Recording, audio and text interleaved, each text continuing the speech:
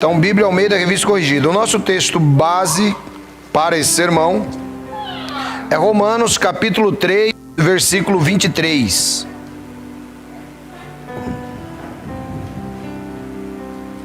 Pois todos pecaram e carecem da glória de Deus. O primeiro ponto que nós precisamos entender, irmãos: todo ser humano é pecador. Talvez você diga, você não está me dizendo nenhuma novidade. Eu já sei disso. Mas você sabe o quanto o pecado, ele se aprofundou na sua vida? Você sabe o quanto o pecado contrasta a graça de Deus na sua vida? E é exatamente nessa linha que nós queremos trabalhar.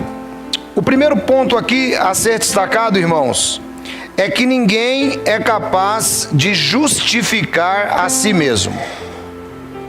Você não vai poder comparecer diante de Jesus e abrir a boca para justificar qualquer coisa que você fez aqui na terra.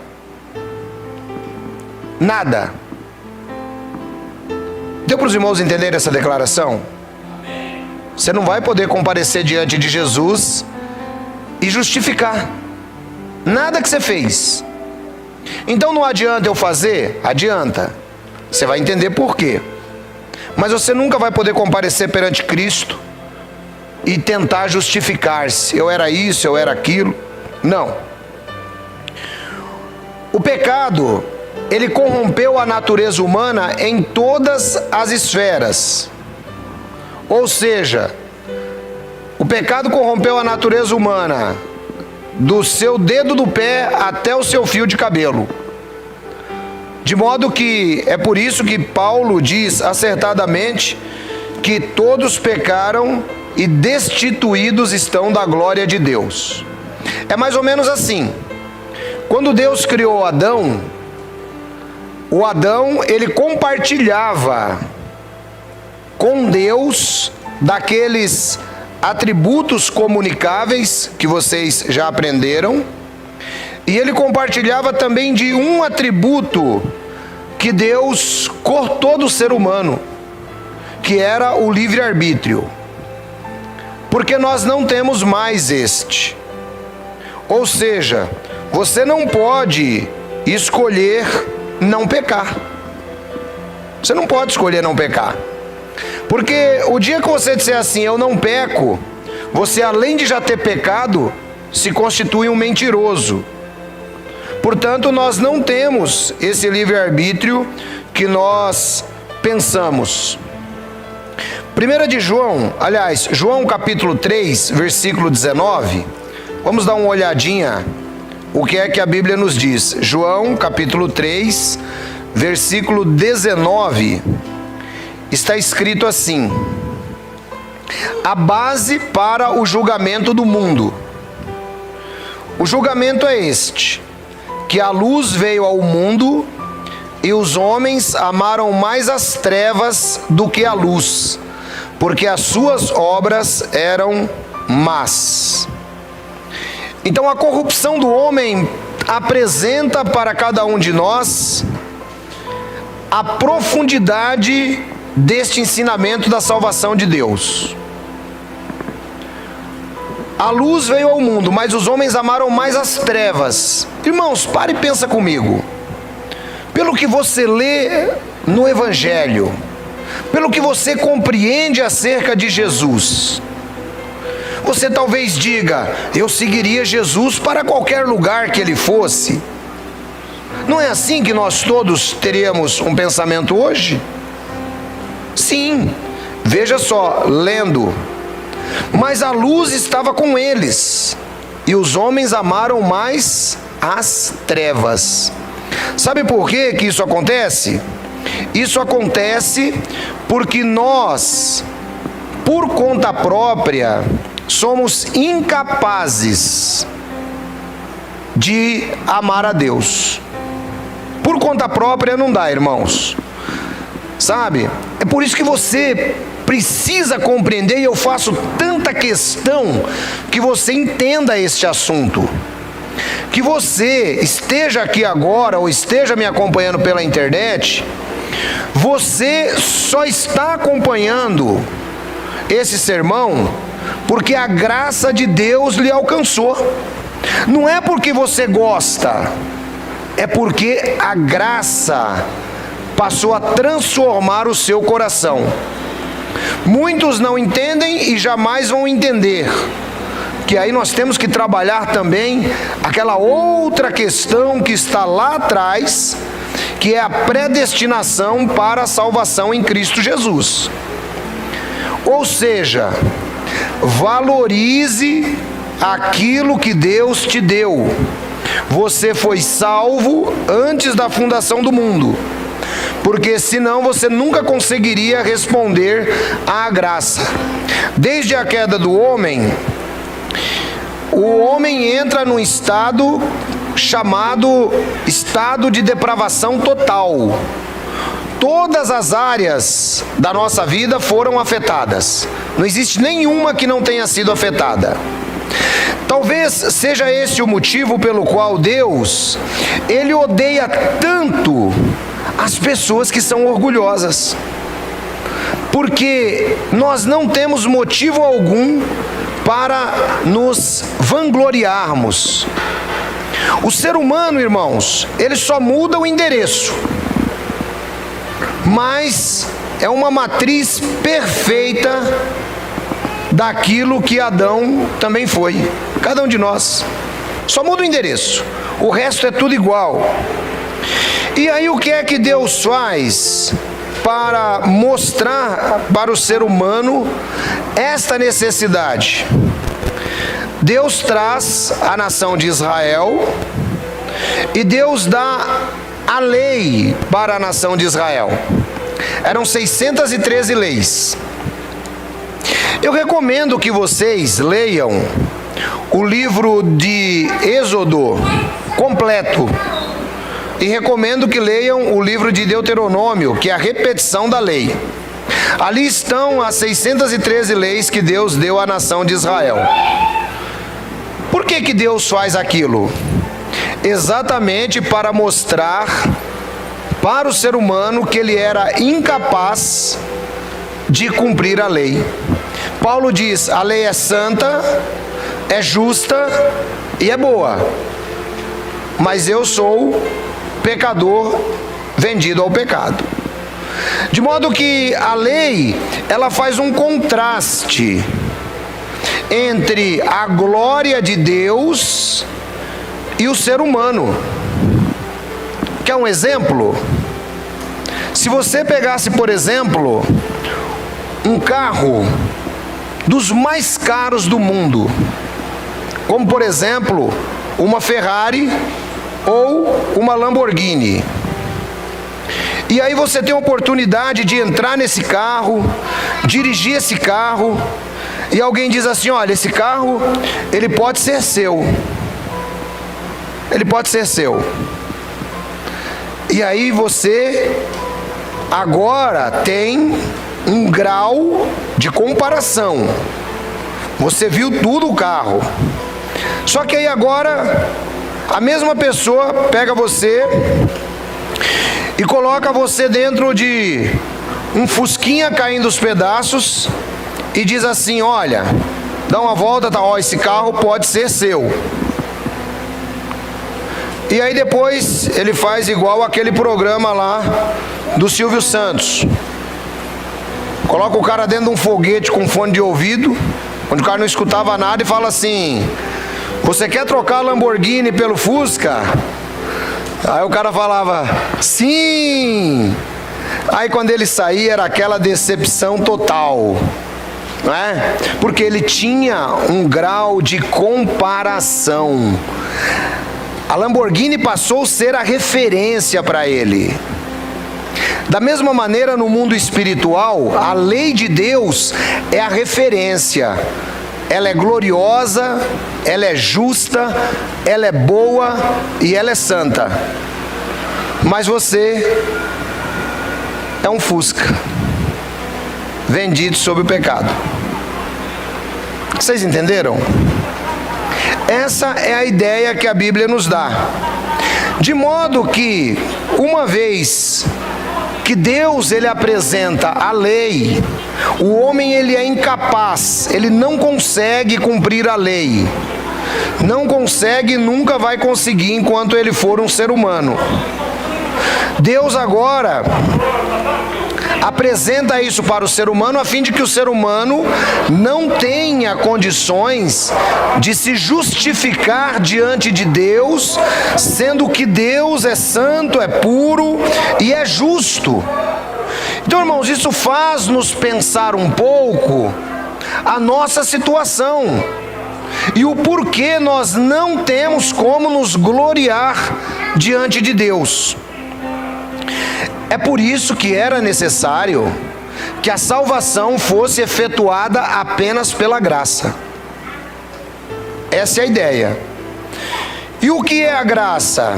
A graça é o oposto da salvação pelas obras. Vocês já perceberam o quanto a religião impõe obras para as pessoas? Já notaram quantas obras você tem que fazer no mundo religioso? Porque senão você não será salvo. É assim, completamente oposto ao ensinamento da Bíblia. A Bíblia mostra que a lei ela não serve como instrumento de salvação porque você não consegue cumprir. Da mesma maneira, as suas obras não servem como instrumento de salvação, porque as suas obras, elas estão dentro de um estado de depravação total. Então não tem como. Ou seja, se Deus não cria esta salvação, que é consumada antes da criação do mundo, a salvação pela graça, você jamais conseguiria ser salvo. Todos nós, irmãos, quando nascemos, quer a pessoa aceite isso, quer não, nós nascemos mortos. Vamos ler Efésios capítulo 2. Todos nós nascemos mortos. É por isso que não existe injustiça da parte de Deus, quando Deus, Ele, na sua infinita misericórdia e na sua presciência, Ele decide salvar alguns. Vejam, são dois fatores pelos quais Deus decide salvar. Um é a misericórdia, porque nasceu morto. E o outro é a presciência. Esse cara sozinho ele não consegue responder, mas se o meu espírito atuar nele, ele responde. Esse é o cidadão que Deus viu na presciência. Esse cara aqui não consegue responder, mas mesmo o meu espírito atuando nele, ele não responde. Já viram pessoas que têm a oportunidade de servir a Deus, mas ele simplesmente não quer? São pessoas que não aceitam a graça. Então, estes são os que não são salvos. Efésios capítulo 2, a partir do versículo 1. Ele vos deu vida, estando vós mortos nos vossos delitos e pecados, nos quais andastes outrora, segundo o curso deste mundo, segundo o príncipe da potestade do ar, do espírito que agora atua nos filhos da desobediência, entre os quais também todos nós andamos outrora, segundo as inclinações da nossa carne, fazendo a vontade da carne e dos pensamentos, e éramos por natureza filhos da ira, como também os demais. Mas Deus, sendo rico em misericórdia, por causa do grande amor com que nos amou, estando nós mortos em nossos delitos, nos deu vida juntamente com Cristo. Pela graça sois salvos. Juntamente com Ele nos ressuscitou, nos fez assentar nos lugares celestiais em Cristo Jesus, para mostrar nos séculos vindouros a suprema riqueza da sua graça em bondade para conosco em Cristo Jesus. Porque pela graça sois salvos, mediante a fé, Isto não vem de vós, é dom de Deus, não vem por obras, para que ninguém se glorie. Pois somos feituras dele, criados em Cristo Jesus, para boas obras, as quais Deus de antemão preparou para que andássemos nelas. Olha então que interessante esse texto, irmãos. Estávamos mortos nas nossas falhas, então você nasceu morto. Eu sempre costumo ilustrar aquela criancinha bonitinha que nasceu, que você acha que ela está começando a vida agora, ela nasceu morta. Por que ela nasceu morta? Porque ela nasceu em Adão. Enquanto ela não nascer em Cristo, ela continua morta. O assunto é tão profundo que Jesus, ao falar com Nicodemos, ele disse: necessário vos é nascer de novo. Ou seja, se você nasceu só em Adão, você está condenado à morte. Você precisa nascer em Cristo Jesus. Do contrário, o destino será o mesmo de Adão. Romanos, capítulo 6, versículos 23. Lá está escrito: o salário do pecado é a morte, mas o dom dado por Deus é a vida eterna. Ou seja, o salário do pecado de Adão é a morte. Então qualquer pessoa que estiver em Adão vai morrer. Mas a graça de Deus nos trouxe a vida eterna em Cristo Jesus, nosso Senhor. Irmãos, eu faço muita questão de explicar isso e com todo o cuidado, porque essa é a única doutrina da Bíblia que você tem que entender. O resto, você pode ficar tranquilo. Eu vou dar o curso de teologia, vou continuar ensinando um monte de coisa que vai aumentar a sua fé. Mas se você não entender essa, você não vai conseguir ter fé nunca.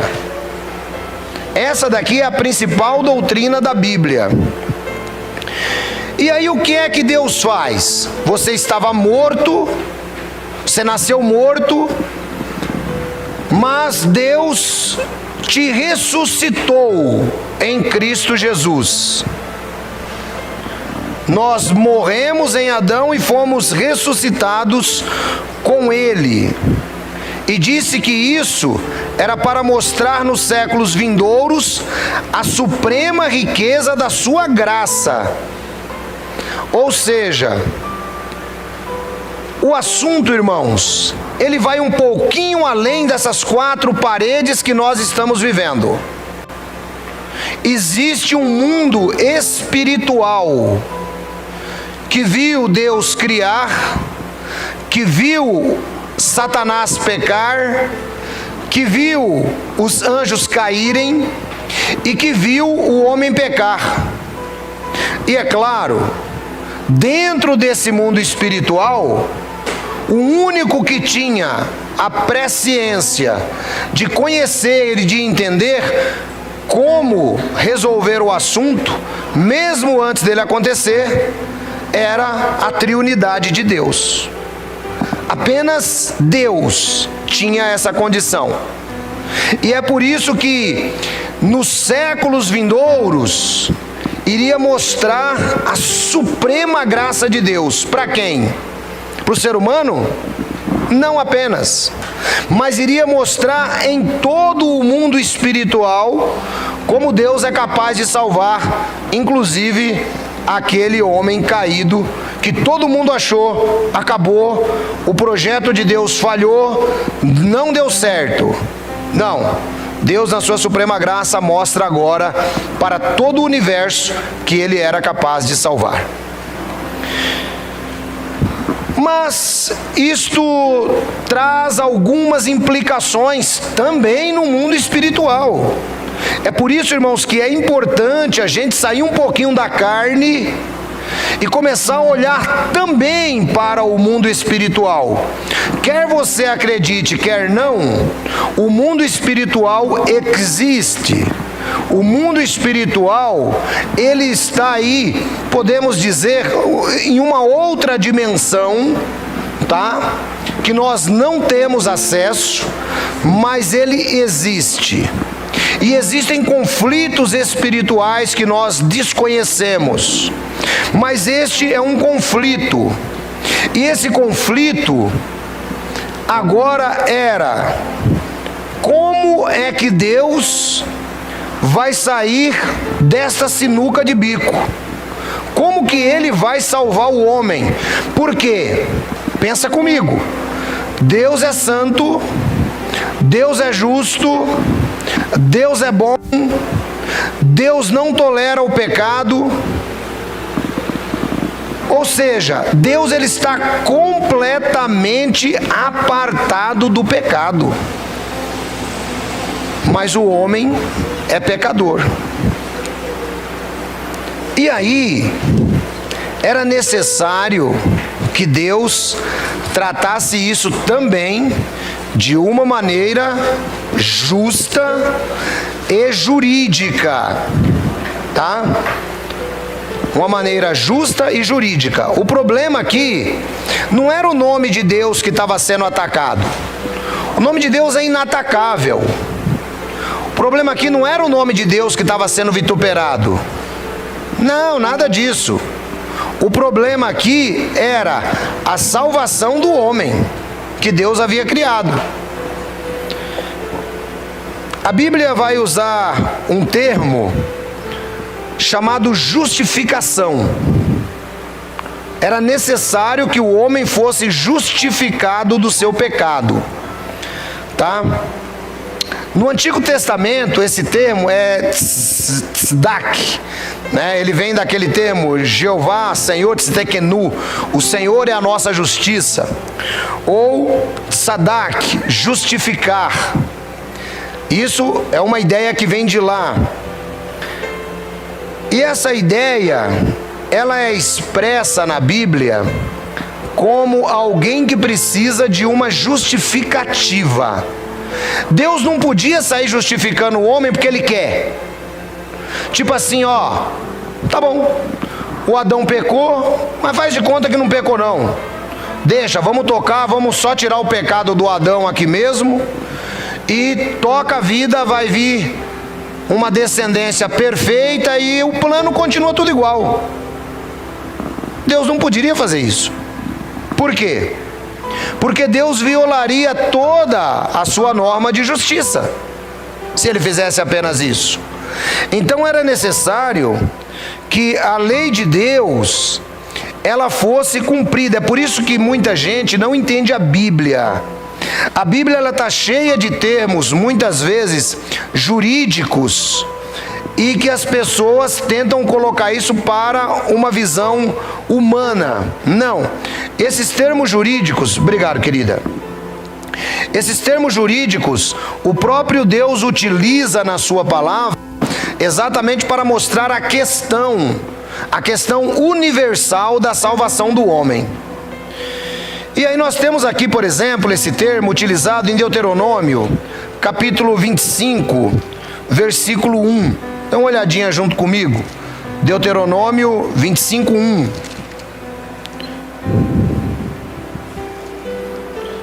Está escrito: e havendo contenda entre alguns e vierem a juízo, os juízes julgarão, justificando ao justo e condenado o culpado. Aqui está o mesmo termo que é utilizado dentro de um padrão de julgamento. Ou seja, existe o julgamento onde a pessoa seria justificada, e existe o julgamento onde a pessoa seria condenada. Da mesma maneira se deu no caso de Cristo Jesus e no caso do homem. O Novo Testamento ele compartilha essa mesma palavra, e ela é a palavra dikaió, que significa justificar. Essa palavra ela ocorre pelo menos 39 vezes no Novo Testamento. Vejam como essa palavra é importante e como a doutrina ela é importante no Novo Testamento. Nós só vamos ter noção dessa doutrina a partir das cartas paulinas. Nós não temos noção dessa doutrina em Pedro, nós não temos noção dessa doutrina nos outros apóstolos.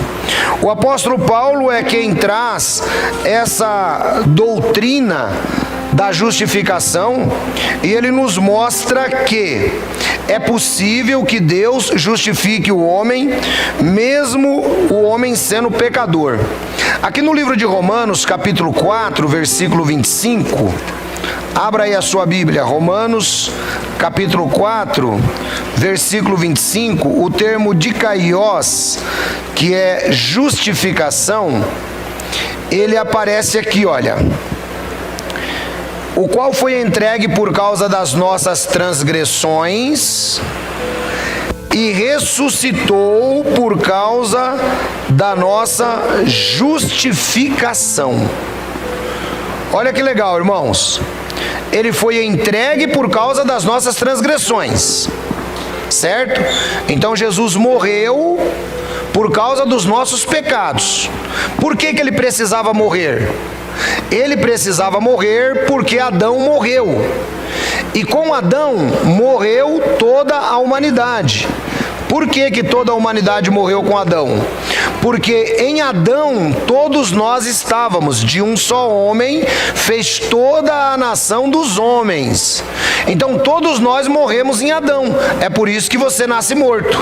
Mas em Cristo, na ressurreição, ele ressuscitou para a nossa justificação.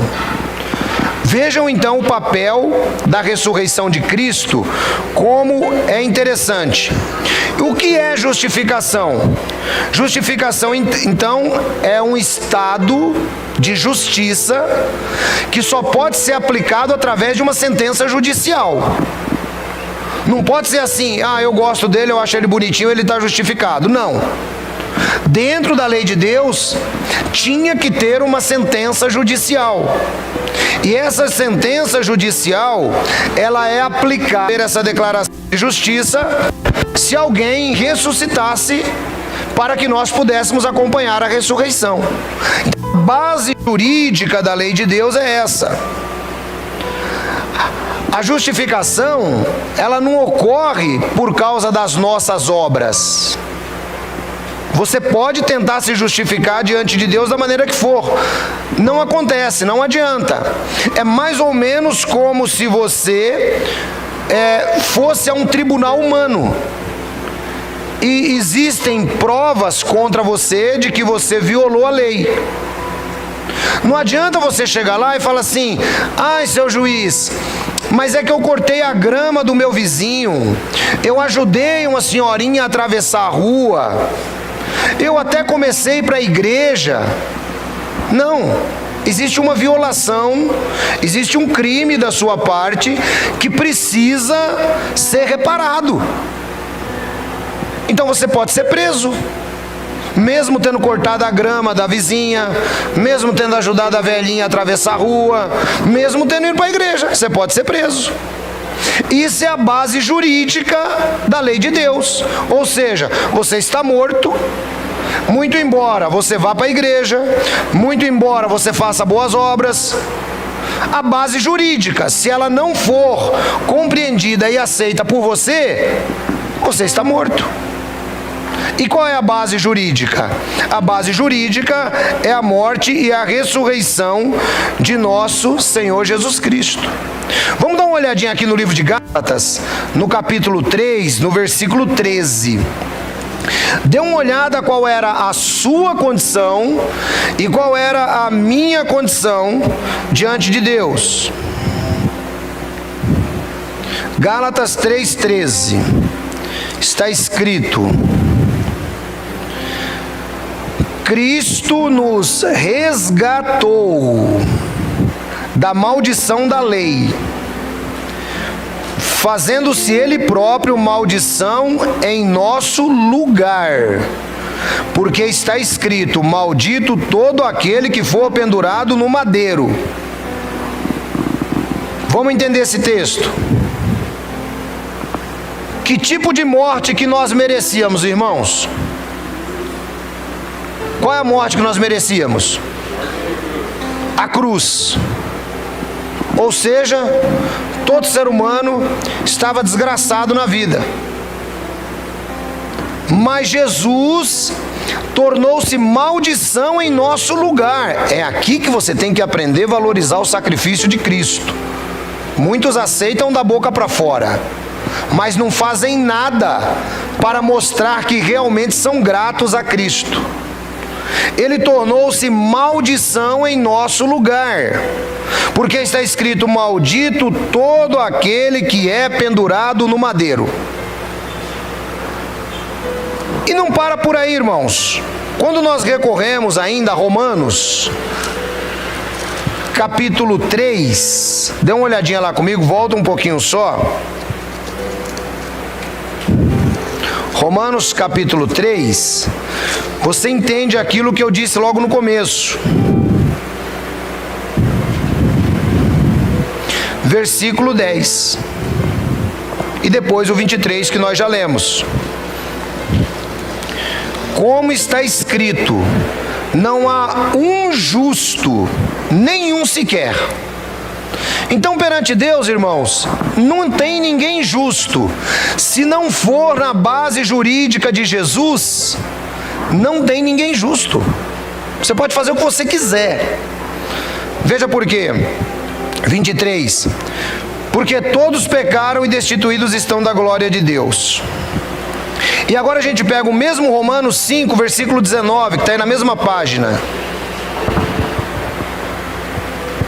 Olha aqui a base jurídica da lei, irmãos. Porque, como pela desobediência de um só homem muitos se tornaram pecadores, assim também por meio da obediência de um só, muitos se tornarão justos. Percebeu? Vida de Jesus pela vida de Adão. Sem morte de Jesus, sem ressurreição de Jesus, Deus seria injusto em dar a vida para o homem. Então Deus não poderia violar a sua própria lei. Imagine como o universo veria. O próprio Deus seria alvo de escárnio durante toda a eternidade. O seu projeto deu errado e você deu um jeitinho. Não, meu projeto não deu errado. Eu já sabia que o homem ia pecar e eu já tinha a solução. E a solução era eu morrer. E eu fui lá, morri vida por vida, e agora o homem pode ter a vida eterna de novo através de Cristo Jesus. Esse é o projeto de Deus. Portanto, queridos irmãos, a justiça de Cristo, ela é imputada ao ser humano. Ou seja, eles se tornam justos, assim como Jesus. Esse é um processo espiritual.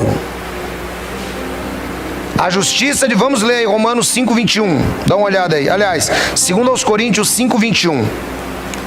A justiça de Cristo, ela é imputada ao ser humano. Deus fala assim: a partir de agora, o Dian é justo. Aí o Satanás fala assim: mas por que ele é justo? Ele é justo porque agora a justiça do meu filho passou para ele, porque ele crê, ele ressuscitou na cruz do Calvário, ele aceitou Jesus, então agora ele é justo. Não importa o que ele fez, o que ele deixou de fazer, ele é justo perante Deus. Essa é a justiça imputada ao ser humano. Irmão, você tem um Deus que briga por você. Você tem um Deus que diz assim: quem é que vai levantar acusação contra os meus escolhidos? Se sou eu quem os justifico. Ninguém pode levantar a mão contra você, meu irmão, porque foi Deus quem te justificou. Essa é a palavra de Deus. 2 Coríntios 5:21 está escrito: aquele que não conheceu o pecado, ele o fez pecado por nós, para que nele fôssemos feitos justiça de Deus. Jesus não conheceu o pecado, mas ele levou toda a carga dos nossos pecados. E isso, irmãos, é maravilhoso quando você entende, porque você imagina, Deus está tratando de você, que nasceu há 30, 40, 50 anos atrás, e que Deus sabia que ia ter uma vida pregressa, ia ter uma vida de problemas, ia ter uma vida de pecados, mas ele diz que Jesus levou todos esses pecados em nosso lugar, de modo que a justiça de Deus é imputada a nós. Nós somos justos em nome de Jesus. Não importa o quanto o diabo tente acusar, não importa o quanto o diabo tente fazer sua consciência se levantar contra você, você é justificado pela graça no nome do Senhor Jesus. E o crente que ele é justificado, ele começa a passar por um processo de regeneração. O que é o processo de regeneração? É um processo diferente da justificação. Na justificação, Deus te torna justo. Deus declara que você é justo. Ô ancião, mas eu errei ontem. Sabe qual que é a diferença? O seu vizinho que não aceitou Jesus teve o mesmo erro. Sabe qual que é a diferença? A diferença é que você está justificado. Eu já usei essa ilustração. É como alguém que chega atrasado na empresa. Não adianta ele sentar na sala do chefe e ficar dizendo que o metrô atrasou, que o trânsito estava ruim, que teve greve de caminhoneiro. Não adianta ele falar nada disso aí. O que vai adiantar é o chefe assinar o cartão de ponto dele e mandar para o departamento pessoal e dizer: pode pagar as horas dele. Está justificado. Enquanto ele ficar falando, não adianta, ele não está sendo justificado. Ele não pode justificar a si mesmo. Da mesma maneira, nós como seres humanos não podemos justificar nós mesmos. Não adianta pensarmos como os espíritas que por fazermos boas obras, nós estaremos tendo uma reencarnação melhor. Atingiremos um ponto de espírito de luz, assim como Jesus e outros mestres ascensos alcançaram. Não!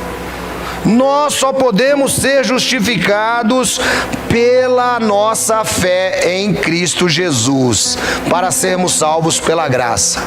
E aqui vai aquele exemplo que eu sempre gosto de trazer, do fariseu e do publicano. Os dois subiram ao monte para orar.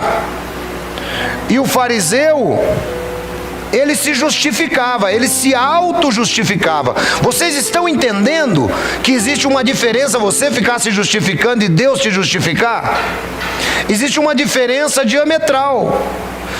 Ou seja, o fariseu dizia: Senhor, eu agradeço ao Senhor porque eu não sou como o resto dos homens, pecadores, vagabundos, prostitutos, adúlteros, ou então como esse cobrador de impostos. Bom, o cobrador de impostos era tudo aquilo e um pouco mais. E aí, o cobrador de impostos, ele não consegue nem levantar os olhos para o céu. Ele rasga a veste dele e diz: Senhor, tem misericórdia de mim porque eu sou pecador. E aí Jesus diz: qual dos dois desceu justificado? Foi o pecador. De modo que nossas boas obras, elas não nos justificam. Apenas o sangue de Jesus Cristo é que pode nos justificar, é que pode nos tornar justo. E a justificação envolve o perdão. Conforme eu citei, se o seu patrão resolveu justificar o seu atraso, você está perdoado dele e vai receber por conta daquele atraso. A justificação em Cristo envolve o perdão. E isso é muito importante quando nós passamos a entender.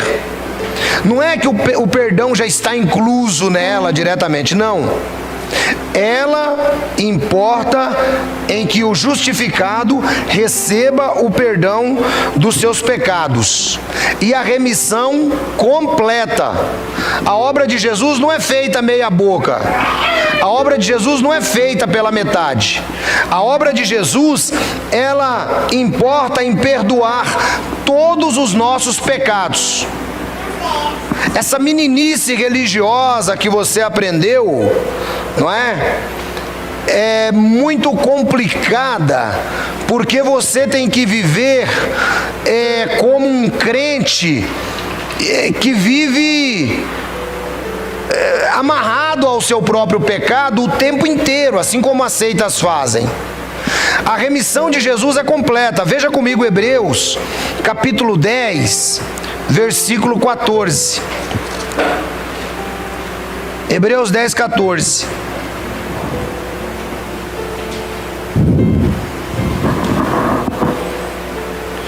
Está escrito: porque com uma única oferta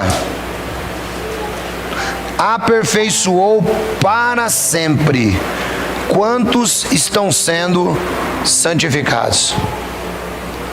Irmãos, foi uma única oferta, uma só, aperfeiçoou para sempre. Essa palavra nos dá a ideia de que você agora é um agnus, você é um separado. Os seus pecados são diferentes dos pecados do povo do mundo. Essa é a ideia do texto. Ele nos aperfeiçoou. Por quê? Porque Deus sabe que enquanto nós estivermos em carne, todos nós ainda pecaremos. Mas existe uma diferença diametral. Ele diz lá no livro de 1 de João, capítulo 1, versículo 10, comprovando essa história que eu estou lhe contando. 1 de João, capítulo 1, versículo 10.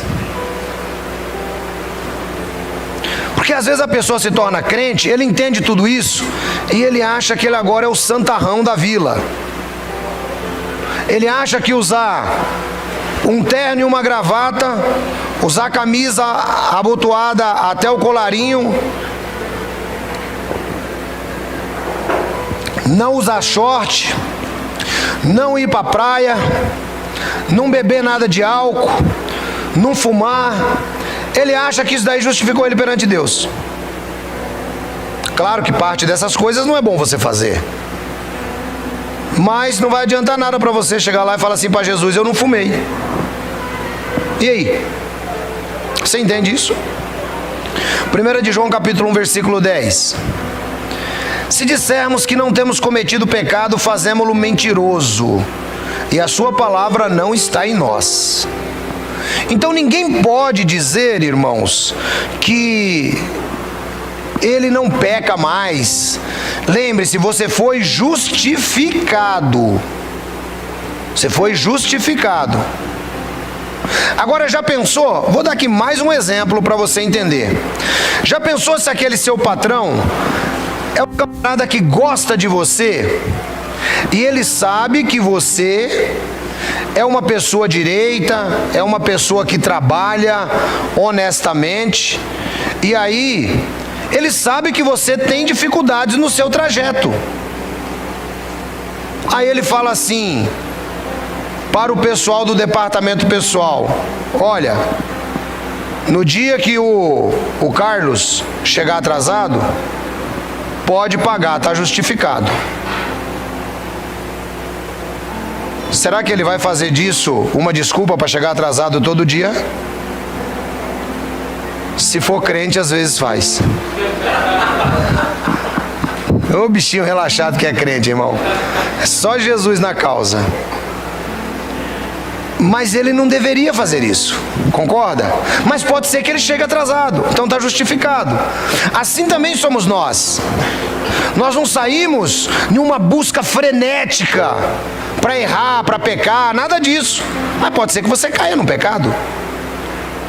e você está justificado perante o sangue de Jesus, desde que você reconheça e peça perdão. É assim que a Bíblia ensina. Essa é a doutrina da justificação. E um detalhe muito interessante: a justificação, ela envolve a nossa restauração com Deus.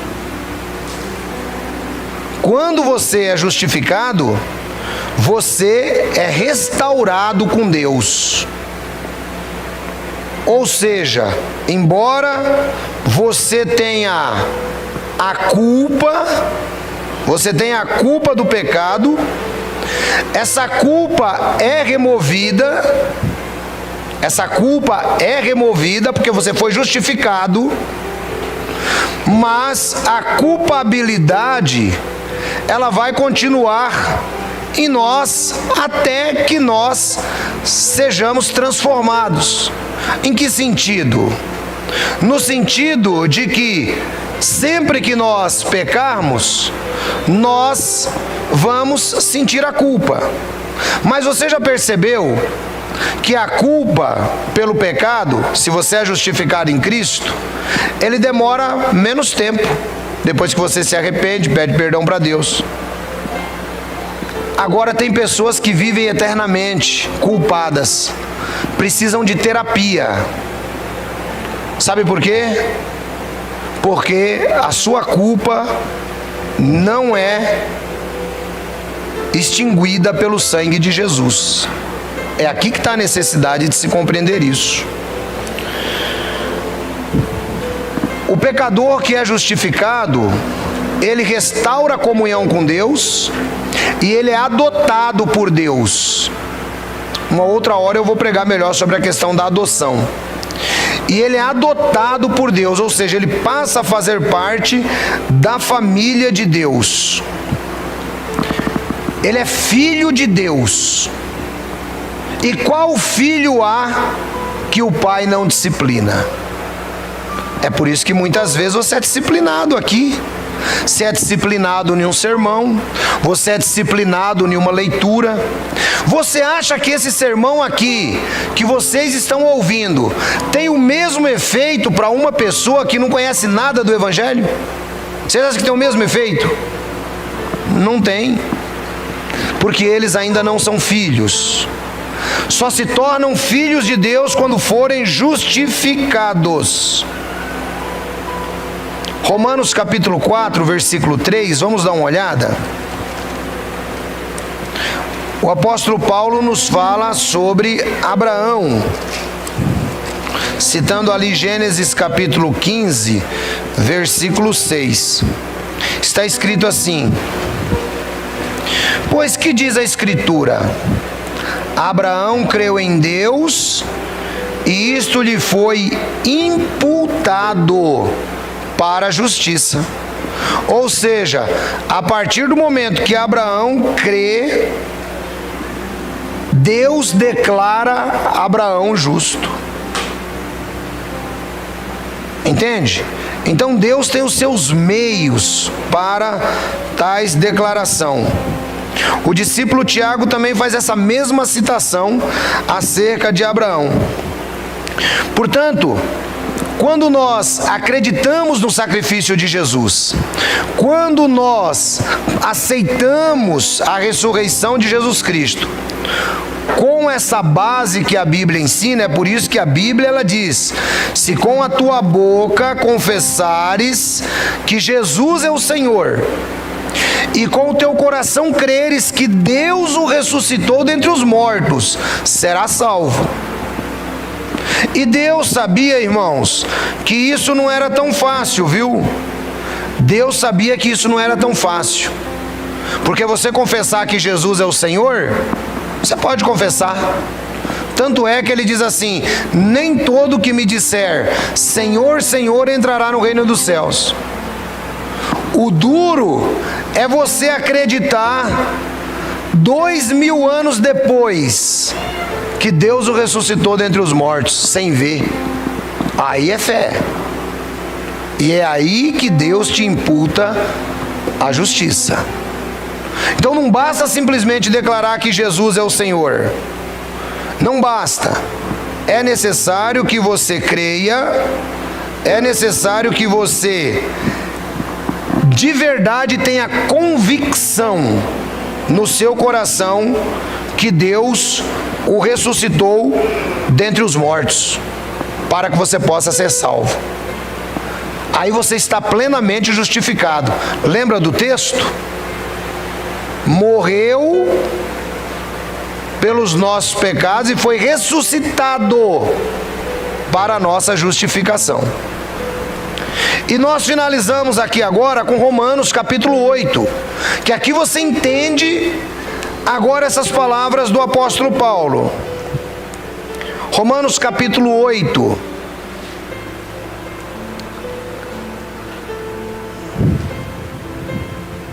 Eu vou pegar desde o capítulo 7, eu vou pegar desde o versículo 15, para você poder entender, desde o versículo 14, para você poder entender aqui certinho essa história. Romanos 7,14. Você se lembra no começo que eu contrastei a lei de Deus, que é santa, pura, justa e boa, mas para nós não presta, concorda? Para nós não presta, exatamente porque ela é santa, pura, justa e boa, e a gente é pecador. Então quando você pega a lei de Deus, você olha tudo bonitinho, mas você não aguenta nem ler, irmão. Sabia? Você não aguenta nem ler. Pega lá para você ver, faz um teste, pega Êxodo e Deuteronômio e tenta ler a lei e começar a pensar em você. Você vai ter que correr.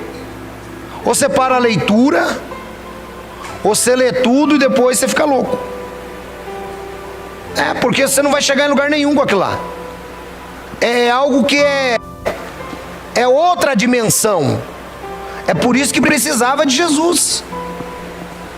Pega lá e lê. Não pode isso, não pode isso. Você fala, ixi, estou lascado.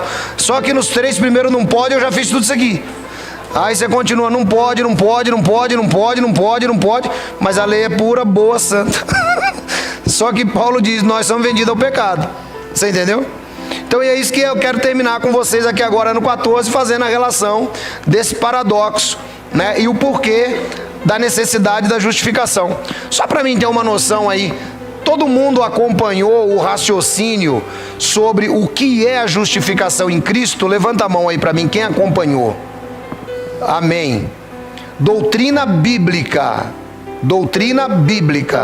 tá? Não é doutrina da igreja Elim Hortolândia, é doutrina bíblica, pregada pelos reformadores, tá legal? Porque é a doutrina que apresentou-se a partir do apóstolo Paulo.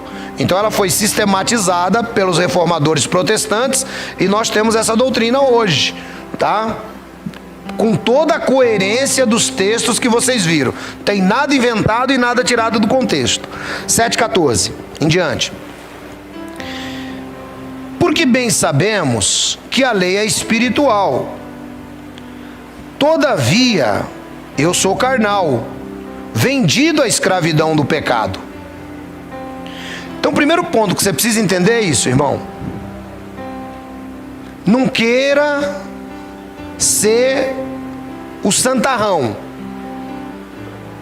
Entenda que você ainda é pecador, mesmo sendo justificado.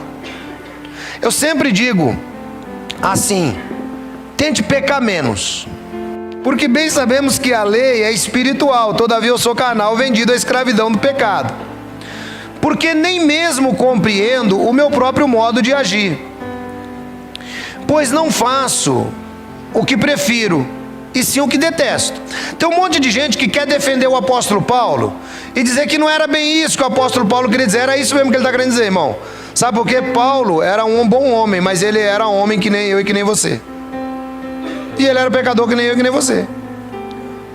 Eu nem mesmo compreendo o meu próprio modo de agir, pois não faço o que prefiro e sim o que detesto. Ora, se faço o que não quero, consinto com a lei que é boa. Neste caso, quem faz isso já não sou eu, mas o pecado que habita em mim. Porque eu sei que em mim, isto é, na minha carne, não habita bem nenhum, pois o querer está em mim, não porém o efetuá-lo. Porque não faço o bem que prefiro, mas o mal que não quero, esse faço. Mas se o que eu faço, que não quero, já não sou eu quem faz, e se um pecado que habita em mim, então, ao querer fazer o bem, encontro a lei, de que o mal reside em mim.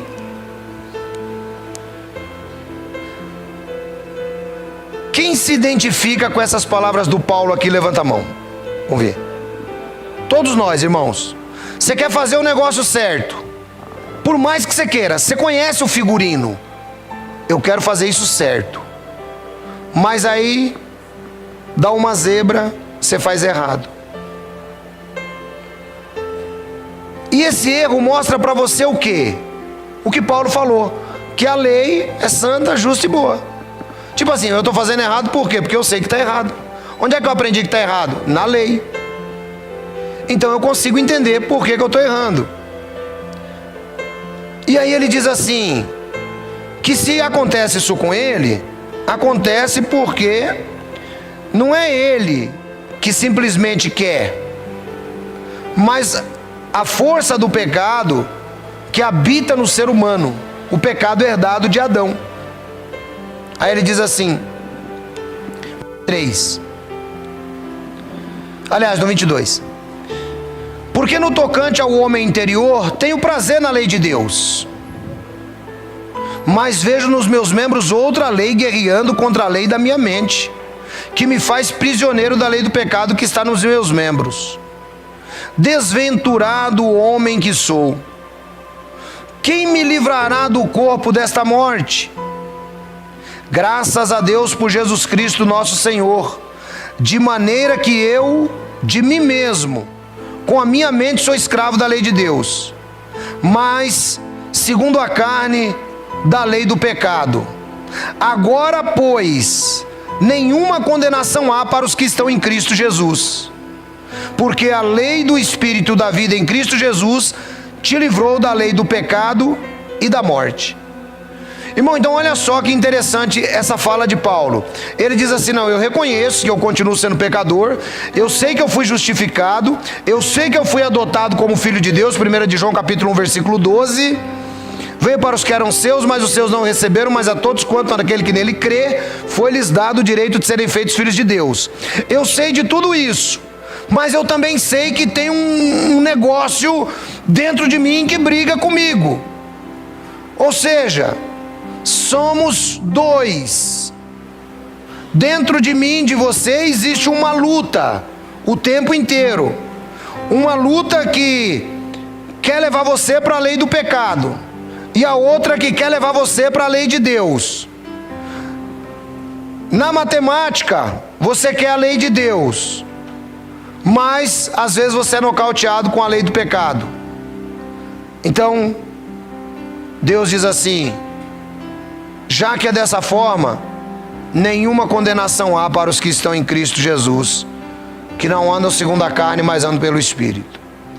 Então nós devemos procurar, irmãos, ler mais a Bíblia, procurar compreender mais, procurar andar conforme o Espírito. E aí o apóstolo Paulo, ele vai pegar esse capítulo 8, e esse capítulo 8 ele é fantástico. Eu não sei se eu já preguei ele aqui, eu acho que eu preguei na internet, talvez eu pregue ele aqui um dia. E esse capítulo 8 ele é fantástico, porque ele vai mostrando o cristão, ele vai mostrando que o cristão, ora, ele está muito bem, ele está andando pelo Espírito, ele está lutando, né? Ele está com a lei de Deus fresquinha na cabeça dele, ele está conseguindo, mas tem hora que ele dá uma baixa, e assim ele vai, a vida do cristão é como se fosse aquele gráfico, irmãos, aquele gráfico de UTI. Já viu o gráfico de UTI quando o cara vai morrer? Então, quando o cara morre, fica uma linha só. Então, se a sua vida está uma linha na carne ou no espírito, significa que você está morto. Enquanto o gráfico está assim, ó, pi, pi, significa que você está vivo. A nossa vida é cheia de altos e baixos, é cheia de erros e acertos, e é o que Paulo vai trabalhar aqui. E aí ele entra no 33, que eu já citei. Quem tentará acusação contra os eleitos de Deus? Dá um glória a Deus aí quem é eleito. Então quem é que vai acusar você? Você que está aí na internet, que está acompanhando, que gosta das coisas espirituais e tem aprendido. Quem vai intentar acusação contra os eleitos de Deus? É Deus quem os justifica. E como é que Deus justificou? Na ressurreição de Jesus. Ali você foi justificado. É por isso que se você não crê na ressurreição, você não tem salvação. Você não é justificado por Deus, se você não crê na ressurreição. É Deus quem os justifica. Quem os condenará? É Cristo Jesus quem morreu, ou antes, quem ressuscitou, o qual está à direita de Deus e também intercede por nós. Irmão, nós temos o Espírito Santo que intercede por nós, e nós temos Jesus à direita de Deus intercedendo por nós. Você sabe por quê?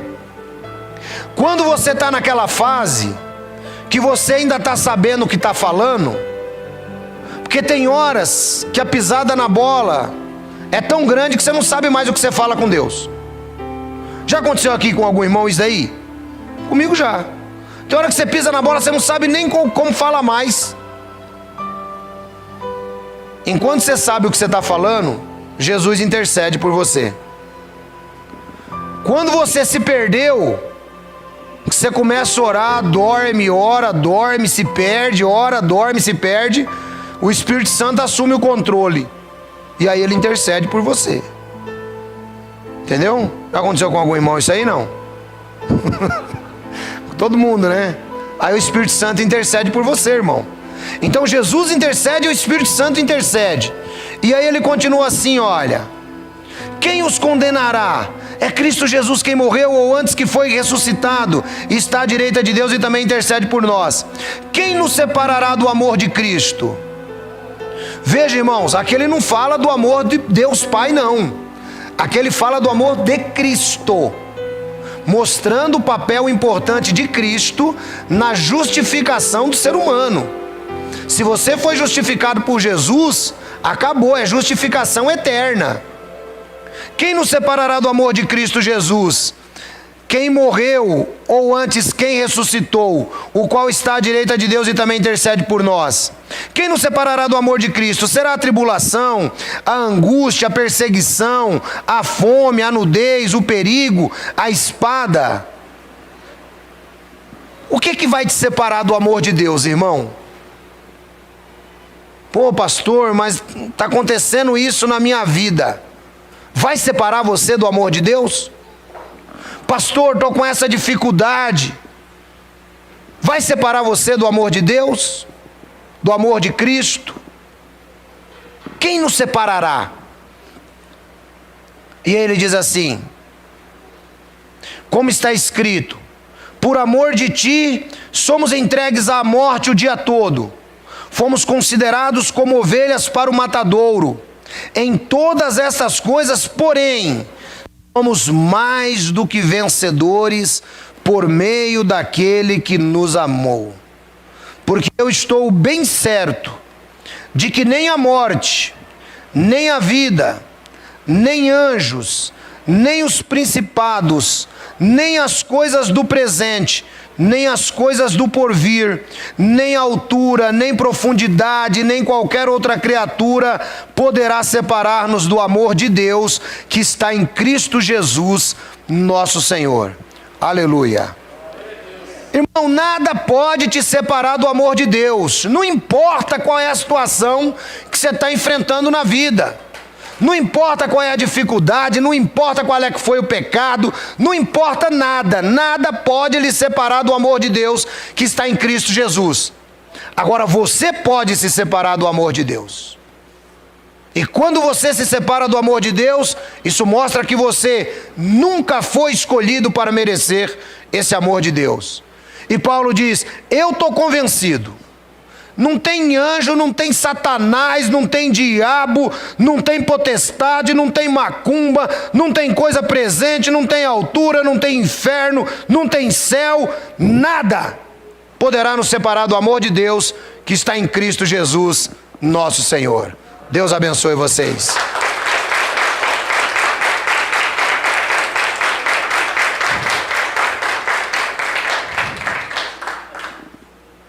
O maior presente de Deus é a salvação pela graça.